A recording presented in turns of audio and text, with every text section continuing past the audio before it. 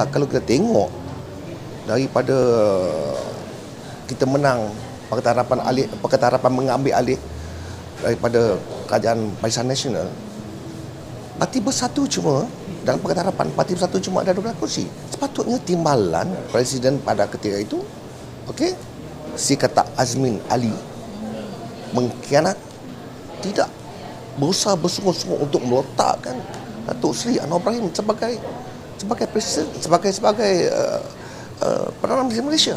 Sepatutnya beliau berkeras untuk meletak, sebab kita pada ketika itu Parti Keadilan Rakyat menang besar dengan kursi yang banyak. Kenapa kita mesti tunduk kepada parti yang kecil? Di situlah kesilapannya, sehingga kan Tun Dr. Mahathir boleh menjadi Perdana Menteri.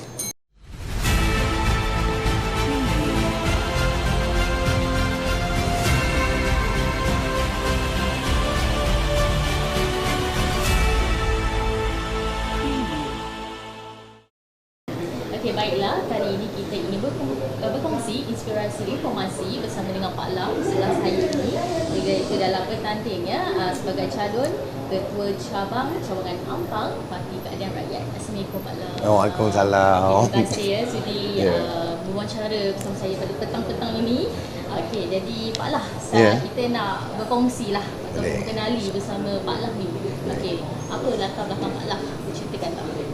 Latar belakang saya berasal daripada Kedah.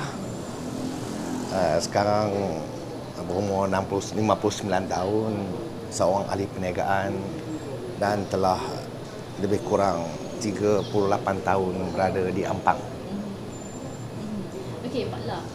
Mungkin mereka, khususnya masyarakat di Ampang, ingin mengetahui bagaimana Pak Lah boleh bermula ataupun berkecimpung dalam arena pembabitan politik ini. Baik, jika kita nak bercakap tentang penglibatan saya dalam bidang politik, sebenarnya pada peringkat awal selepas keluar daripada universiti, saya telah menghabiskan banyak masa saya dalam bidang perniagaan sehingga sampai ke tahap boleh dikatakan berjaya. Dan untuk pengetahuan semua, saya telah banyak menghabiskan keuntungan saya untuk Parti Keadilan Rakyat yang saya sayang sehingga sekarang. Mungkin boleh kita tahu bagaimana boleh Pak Lah mengeluarkan hasrat, orang kata yang mulia, tindakan yang mulia itu, orang kata dari perniagaan kepada ahli politik. Mengapa boleh berlaku daripada perniagaan kepada ahli politik dan juga orang kata demi kepentingan rakyat, betul? Kan? Macam mana boleh terjadi bibit-bibit untuk tindakan macam tu, Pak Lah? Sebenarnya bukan berarti saya melibatkan diri sepenuhnya apabila saya berjaya dalam perniagaan, tapi sebenarnya pada masa yang sama. Tapi saya cuma lebih banyak di belakang tabir.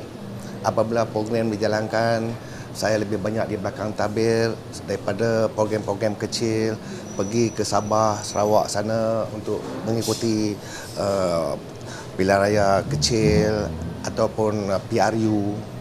Jadi apabila sampai masa saya tengok keadaan di Ampang ni perlukan saya tampil ke depan, barulah saya melibatkan diri sepenuhnya. Sebelum ni memang setiap program saya berada di belakang tabir. Itu sebetulnya. Okay. Dari segi ideologi ataupun aspirasi reformasi, kita tahu PKR dia lebih menekankan pada reformasi, perubahan dalam politik di Malaysia ini. Dan juga mungkin boleh kita tahu apakah sumbangan selain sumbangan daripada perjuangan perjuangan kepada parti, begitu sayang kepada parti sehingga sanggup mengeluarkan orang kata dana sendiri. Itu satu pengorbanan daripada Pak Lah untuk parti dan juga apa sumbangan lain bagi Pak Lah, banyak tu. Apa sumbangan lain selain daripada tadilah perjuangan parti sendiri. Jadi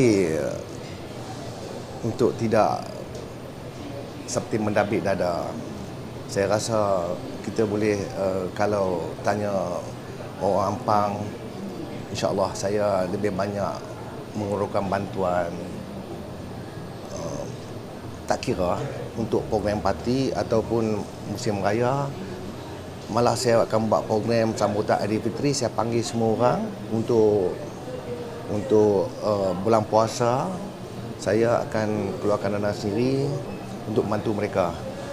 Jadi tidak kira, bukan untuk program parti saja. Pak Lah punya orang kata perjuangan, pengorbanan kepada parti sendiri. Dan juga saya nak tahu lah, jika Pak Lah terpilih dalam pemilihan ketua cawangan Ampang ini, mungkin apakah perubahan yang ingin dibawakan kepada Ampang? Apa itu? Baik. Jika ditakdirkan saya menang, pertama sekali yang saya buat ialah saya bersama dengan pejuang-pejuang saya, bersama dengan AJK saya akan merapatkan kembali saf-saf kita, saf-saf anggota parti untuk bersama-sama kita menghadapi pilihan raya umum yang akan datang tidak lama lagi. Ini tu memang jelas. Kita kena perkuatkan parti kita. Kemudian di masa yang sama, saya akan susun balik organisasi cabang saya. Saya akan merombak kembali, menyusun kembali satu organisasi di Ampang. Misal kata yang melibatkan ketua kampung, melibatkan ahli majlis, melibatkan PWB, melibatkan PBS, PWB, Persatuan Wanita Berdaya. Okay. Saya akan susun kembali agar mereka berada di tempat yang sepatutnya mereka berada. Kita tidak boleh. Saya punya cara lain. Saya, kalau orang itu sepatutnya berada di ketua kampung, sebagai ketua kampung, dia layak, dia berada di kampung tersebut, saya akan ambil dia serta sebagai ketua kampung. Saya tidak akan mengikut cara lama di mana ketua kampung bukan daripada orang kampung itu sendiri. Di mana kita ambil daripada tempat lain meletak ketua kampung. Yang ini tak boleh. Itu cara saya. Itu dia. Okey, mungkin saya ingin beralih sikitlah kepada soalan yang lebih jauh sikit. Yeah. Okey, saya nak berkata mengenai pemilihan rakyat-rakyat sekarang, khususnya di kawasan KL, Selangor sudah beralih, memang sudah lama beralih dan mempercayai kepada parti PKR ya. Dan juga untuk pandangan Pak Lah sendiri, bagaimana akar umbi ataupun kekuatan PKR khususnya untuk parti penyeluruh, kalau boleh Pak Lah ceritakan kekuatan akar umbi, adakah kuat ataupun tidak? Jika soalan tu saya nak jawab, bagi saya Parti Keadilan adalah sebuah parti yang kuat. Jika kita tengok di hari ini, kita tengok di hari ini dari segi keahlian yang mendaftar anggota parti di Ampang saja, misal contoh, pada tahun 2018 semasa kita mengenai PRU 14, di mana kata-kata ini menang besar, di mana kita dalam Pakatan Harapan kita menang, dan pada penghujung bulan 11 2021 kita dapati ada peningkatan lebih kurang 4,000 orang di Ampang saja. Mana banyak tu. Dan kita tengok di tempat-tempat lain pun berpusu-pusu rakyat Malaysia nak masuk Parti Keadilan. Itu yang saya fahamkan. Dan memang itu adalah fakta. Jadi, cuma kita perlu di sini susun semula agar perpecahan tidak berlaku. Segalanya bermula daripada langkah Sheraton. Pada ketika itu, selepas kita menang, jika timbalan Presiden berusaha keras untuk meletakkan Datuk Seri Anwar Ibrahim sebagai Perdana Menteri Malaysia pada ketika itu, boleh. Sebab kalau kita tengok daripada kita menang Pakatan Harapan mengambil alih daripada Kerajaan Barisan Nasional, Parti Bersatu cuma dalam Pakatan Harapan, Parti Bersatu cuma ada 12 kursi. Sepatutnya timbalan Presiden pada ketika itu, okey, si kata Azmin Ali mengkhianat, tidak berusaha bersungguh-sungguh untuk meletakkan Datuk Seri Anwar Ibrahim sebagai presiden, sebagai Perdana Menteri Malaysia.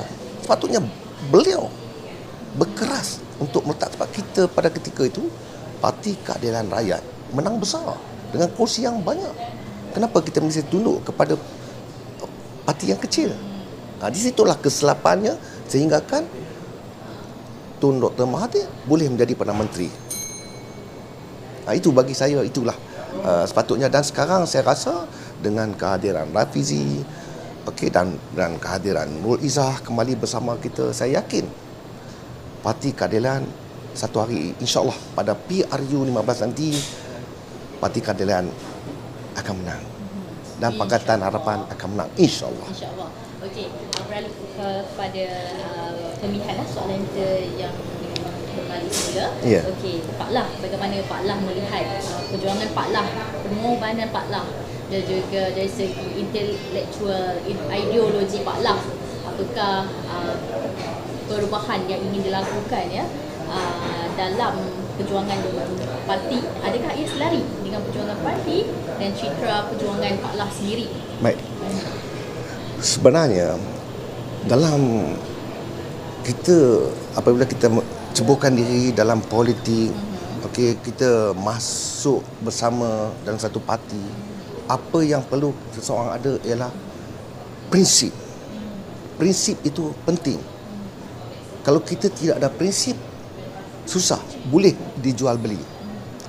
Saya, walau macam mana pun, saya tetap akan bersama Parti Keadilan Rakyat. Biru muda, di hati saya biru muda.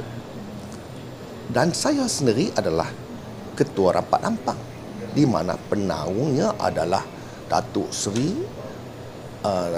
Anwar Ibrahim dan juga Datuk Seri Hajah Dr. Wan Azizah.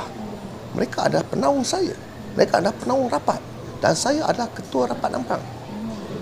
Makna di sini, apa jua sekalipun ketaatan kami, kesetiaan kami adalah pada parti, yang mana kami akan berusaha sedaya upaya untuk Parti Keadilan Rakyat menang di setiap PRU yang diadakan dan menobatkan, memartabatkan Datuk Seri Anwar Ibrahim sebagai Perdana Menteri Malaysia. Itu saja perjuangan saya, itu saya ideologi saya. Ya. Okey, Pak Lah, begitu semangat Pak Lah cakap bila kita mendengar tu memang rasa semangat. Sebelah saya ni rasa wah, rasa macam kita perlukan orang yang semangat. Okey, itulah dia sifat Pak Lah, seorang yang berjuang, seorang yang berkorban kepada parti dan juga negara dan juga rakyat Pak Lah Okey, Pak Lah, saya nak tanya okey, mengenai tahap sejauh manakah jika Pak Lah dipilih, adakah tahap yang lebih jauh lagi, mungkin lagi tinggi lagi? Apakah yang tahap yang ingin Pak Lah matlamat yang dikejar dalam parti ini? Baik, saya bukan bermula terus dari atas. Ada setengah pemimpin apabila sampai masa untuk bertanding menggunakan kekuatan kewangan, menabur sana sini untuk naik ke atas. Tapi tidak, saya berasal daripada bawah. Saya panjat pokok, saya panjat ikat bendera Parti Keadilan Rakyat di tiang-tiang elektrik. Dan setiap program saya turun hadir. Malah pada ketika PRN Port-Dickson, saya turun di Port-Dickson. Pada ketika itu Datuk Seri Anwar Ibrahim bertanding sebagai ahli parlimen Port-Dickson. Saya berada di sana 3 minggu. Dan saya bukan dapat duit 1, 2, 3 ratus, dapat sekupang pun tak dapat. Jadi saya bermula pada bawah. Apabila kita bermula pada bawah, kita kenal akar umbi kita. Dan untuk saya tampil sebagai calon Ketua Cabang Ampang pada hari ini, saya bermesyuarat dengan kalau saya di Ampang, di Lembah Jaya di sini, bermesyuarat daripada akar umbi di meja bulat, di mana persetujuan dicapai, saya perlu ke depan. Dan apabila saya sudah ke depan dan saya berjaya, kita akan balik. Dan jika uh, sahabat-sahabat saya ni bersama saya lagi dan suruh saya naik lagi, saya akan naik. Kita perlukan sokongan daripada bawah, kita tolak naik atas. Bukan daripada atas kita turun bawah. Daripada atas kita tabur, kita turun. Itu bukan cara politik. Jadi saya sekarang ni bergantung kepada orang yang bersama saya, berjuang bersama-sama dalam Parti Keadilan. Kalau mereka rasa saya boleh dinaikkan ke atas, insya-Allah saya akan ikut kehendak mereka. Sejauh manakah aset kepribadian Pak Lah dan juga adakah Pak Lah mendapat sokongan daripada parti-parti sendiri? Bagaimana pandangan Pak Lah? InsyaAllah setakat ini bagi saya, tanpa rasa sombong dan bongkak, tanpa rasa menabik dada, saya yakin selepas beberapa tahun bersama mereka di program-program dan mereka kenal siapa saya, dan saya pun disuruh bertanding bukan atas kehendak saya, tapi di atas kehendak akar umbi. Di atas kehendak akar umbi, mereka pilih saya harus ke depan untuk mengisi kelompongan apa yang ada di Ampang sekarang, yang politik yang tidak menentu, politik kartel. Maka akar umbi menolak saya. You are the best. Itu saja. Okey Pak Lah, untuk soalan yang terakhir saya, Ya. adakah Pak Lah boleh menjadi pemimpin ataupun ahli pasukan yang baik dalam misi mengejar matlamat dalam parti? InsyaAllah. Saya yakin saya boleh mengejar sesuatu. Dari segi apa? Kalau kita setakat ini, kalau kita nak cakap dari segi menang ketua cabang Ampang, saya yakin. Kerana saya mendapat mandat, mendapat sokongan daripada akar umbi, yang saya tidak perlu bergabung dengan mana-mana ahli politik lain, mana-mana pemimpin. Kemudian untuk mengejar cita-cita tu, saya menyerahkan segala-galanya kepada AJK. Kerja saya, orang-orang yang rapat dengan saya. Itu saja.